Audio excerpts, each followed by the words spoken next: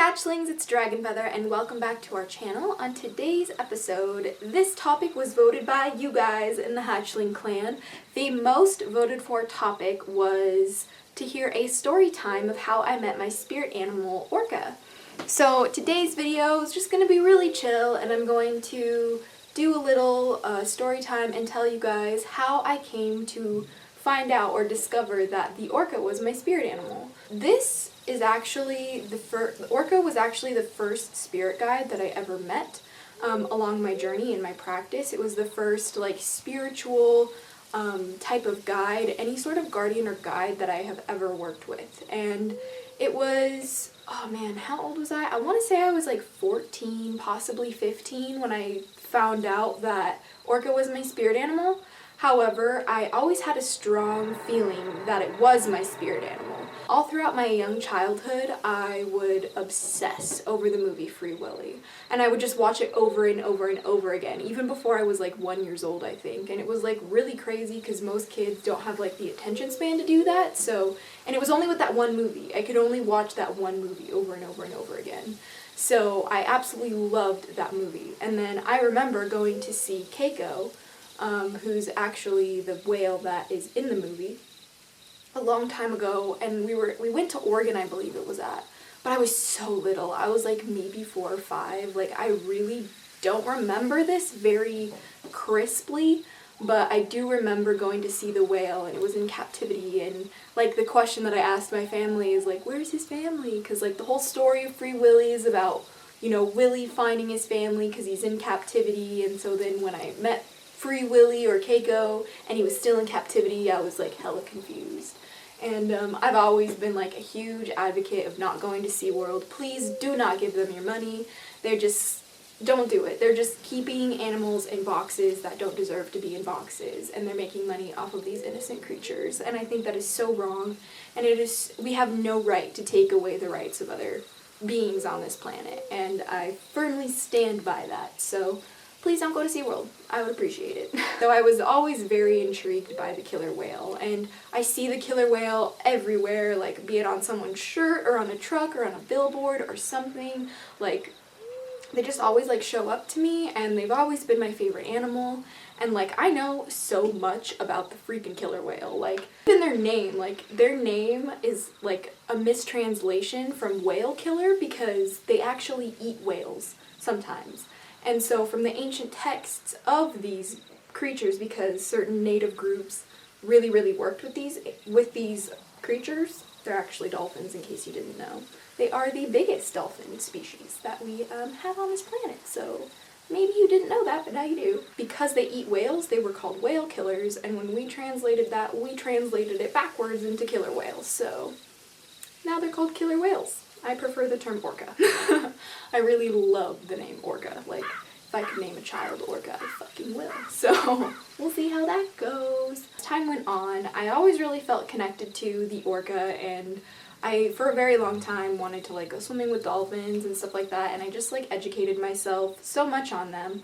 And then I started becoming witchy, and I started like actively practicing magic, and then I discovered what spirit animals are. And you know, when I first started, I was very skeptical on the whole entire shebang, and when it came to killer whales or to the Orca, I was like, I think it's my spirit animal, but I'm not sure. And I was never really like 100% positive, though I really had like this strong feeling in my heart that I was like, yeah, killer whale is totally my spirit animal. It took me a while. I tried meditating quite a few times to reach out and like contact this being, and I never really did that, but I've always had a lot of dreams about killer whales. Usually it involves freeing them from captivity, although I have had some really disturbing ones where I was like in this like really like dark cavern that was like lit with like crystals. Like the crystals that were growing out of the cave were the light source. Pretty cool, right? And in the center there was like this pond with like this emerald colored water.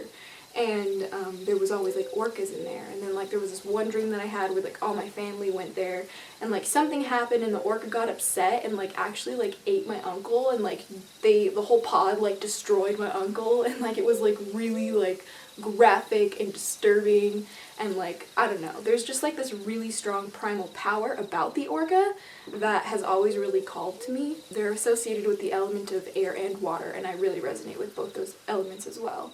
So I've always had a very strong connection to him, to the orca, and as time went on, I wanted to discover what my spirit animal was as soon as I discovered that spirit animals or totem animals were a thing in the pagan community. And like I said, I did meditations myself, never really had success, but I always felt like Orca was my spirit animal, though I didn't really know exactly what I was looking for. So one day I was on the internet and I stumbled upon this video by Charming Pixie Flora at the time. I think she's just Flora Sage now, I could be wrong. But the video that I found was a guided meditation to find your spirit animal, and if I can find the link to the video, I will definitely leave it in the description box, because it is a very old video, and I did this quite a few years ago. But nonetheless, I will still look for the video, and it was just a simple guided meditation to meet your spirit animal. And the way that this guided meditation starts out, without kind of like spoiling it too much, it like starts out like on the edge of a forest. Like it's kind of like a guided meditation through the forest to meet your spirit animal, and or it's like whatever biome that you were most comfortable with. Honestly, it's been so long, I don't know, and at the time of me filming this video I haven't like rewatched the other one, so maybe I'm like a little bit backwards, but in my meditation while listening to this I was brought to the edge of a forest. Going into this I was like, okay, I really do believe that the orca is my spirit animal, but let me see if I can get there. Let me see if I can meet them. And obviously the orca swims in the ocean, so when it took me to a forest edge, like the edge of a forest, I was like really confused, but I just like told myself to remain open to the experience and just go with the flow and see what happens. So as the meditation progressed, it like goes into the forest, and then you're supposed to like meet your spirit animal in the forest. And all of a sudden I'm walking through this forest and I'm trying to like contact, or like trying to make contact with whatever spirit animal is meant for me. And as I'm walking, I slowly start feeling this really overwhelming presence above me. And it was kind of weird. I was like, why is there like this giant presence above me right now? And lo and behold, I look up and I see this giant orca swimming through the forest trees. Like, it was so crazy. Like, I've never seen anything like that before, because obviously orcas don't swim through the fucking sky. They're in the freaking ocean. And so this orca was just swimming through the trees, like it was like floating, like almost as if it were swimming in the air, quite literally. And it like slowly like comes around me, right? And it's like, cause like it was like behind me, like I know there's really not much room in this like shot right here, but like it was like way back, like like and above me. So it was like back and above me. And then slowly like the presence like moved to like confront me forward, and then I'm looking into the eyes of this giant orca, and this giant spirit orca that flies through the fucking forest. And as soon as I like looked into its eyes, like I understood that it was my spirit animal, and it was like my spirit, well, my animal guide or something like that. Whatever word floats you guys' boat. I prefer the term spirit animal. Some people call them totem animals, blah blah blah, you know, whatever. I'm like looking in the eyes of this orca, and I like understand that it is my spirit animal. And ever since then I felt unbelievably connected to the orca. And I actually have like an altar for the orca, and I never really use it, unfortunately, and I think it's just because of the location that it's in, and I really just like need a new space to where I can like actively work on my altars every day in like a routine fashion. But I do love having an altar just for the orca, because I really do connect with the orca's energies at a very core level. And they're actually, it's so crazy, you guys, because like orca's brains, like the frontal lobe center is like in our brains is like for like emotions and shit and like all of these complex processes, and our emotional part of our brain is actually smaller than that of the orca. Like they process emotion, like, okay, this is really hard for me because I'm not like a scientist, so I don't like have all the technical terms to dazzle you, right? But the situation is that in the orca's brains, the part of their brain that's like responsible for emotions is so much larger than ours as humans. So that means that essentially it means that orcas are probably way more emotionally connected than we are as a species. So they are in their pods their whole life, unless you're a male. Like, it's a very matriarchal type of order. Like it's the female orcas that like run the pods. Usually it's the mother and the daughters, and then the boys go off and do their own thing when it's like mating season and stuff. But anyway, their family units are so strong, and like us taking away like baby calves, like baby orcas, like when they're super young, because when they're super young they're really impressionable and easy to teach, especially if you're gonna like train them to do tricks and shit. Please don't go to SeaWorld. But taking those orcas away from their families is so devastating, and like they remember their family. Like when, I want to say it was the orca Lolita, they played her like sounds of her actual orca pod, and her reaction was like excited, and like she was just like so elated, and she was just like so expressive and so happy, and it's like they remember each other. Like they have like they're connected. I'm sure they're connected by their souls. Like I'm convinced that they're connected like on such a deeper level than we can even understand.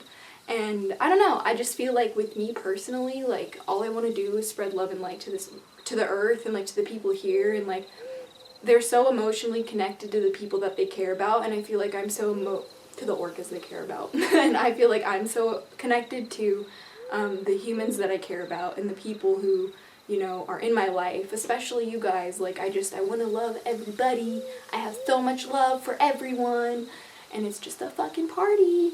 And we got love going this way and that way and that way and that way, and it's just everywhere. But anyway, that's pretty much my story of how I met my spirit animal, Orca. The orca isn't actually my only spirit animal. I am also very tied to the hummingbird as well. So if you guys want me to do like a part 2 of how I met the hummingbird as my spirit animal, that's also a really fun story for me to tell. So if you guys are interested in seeing a video like that, I would love to make one.